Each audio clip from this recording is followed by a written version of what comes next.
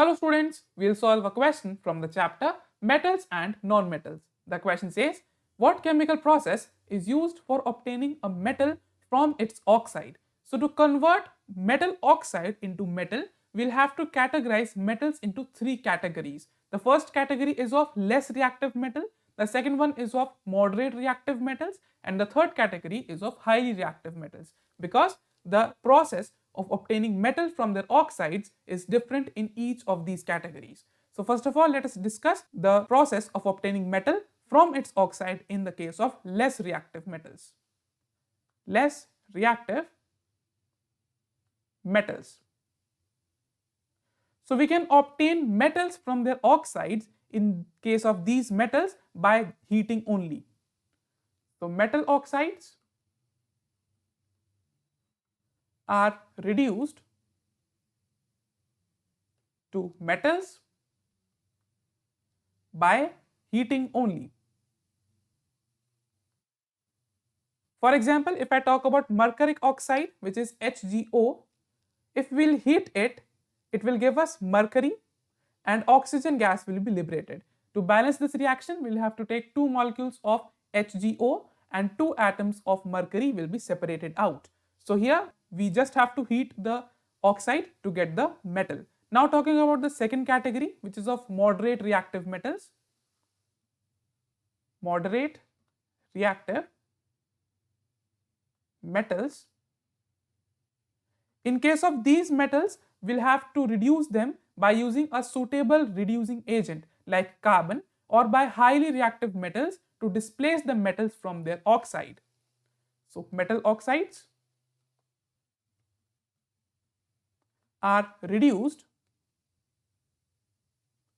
by using suitable reducing agents like carbon, or by highly reactive metals to displace the metals from their oxides.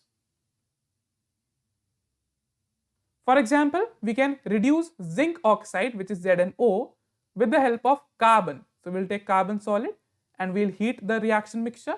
It will form zinc solid and carbon monoxide gas will be liberated out. So here we have extracted zinc from zinc oxide with the help of carbon. We can do the similar thing with the help of carbon monoxide now. So zinc oxide reacts with carbon monoxide gas to produce zinc solid, and carbon dioxide gas will be released out. So here also we can extract zinc metal from its oxide. Now we will do the similar thing with the help of a metal which is known as thermite process. Thermite process. So in this process, chromium oxides are reduced to chromium by treating it with aluminium powder, and here aluminium displaces chromium from its oxide. So chromium oxide, which is Cr2O3, reacts with aluminium powder to give aluminium oxide Al2O3, and chromium atom is separated out and heat is also liberated here. And to balance this reaction, we'll have to take two atoms of aluminium and two atoms of chromium will be separated. So here we have used a metal to displace another metal from its oxide. Now we'll come to the third category, which is of highly reactive metals. Highly reactive metals. So we can reduce them by electrolysis.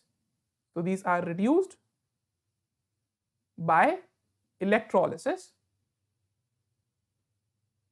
Let us understand this with the help of electrolysis of sodium. So we'll extract sodium from its salt. Let us assume that salts to be sodium chloride, NaCl.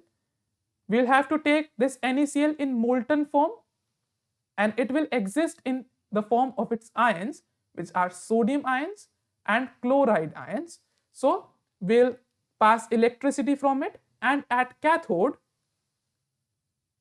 reduction takes place. So reduction will occur here, and sodium ions will accept electron and will be converted into sodium metal, and this will be deposited at cathode. While talking about anode, so here oxidation takes place. So here chloride ions will be converted into chlorine by losing 2 electrons. So we can extract sodium metal from NaCl by electrolysis, and similar process will be for aluminium and all those metals which have high reactivity. So I hope you understood the problem. See you in the next one.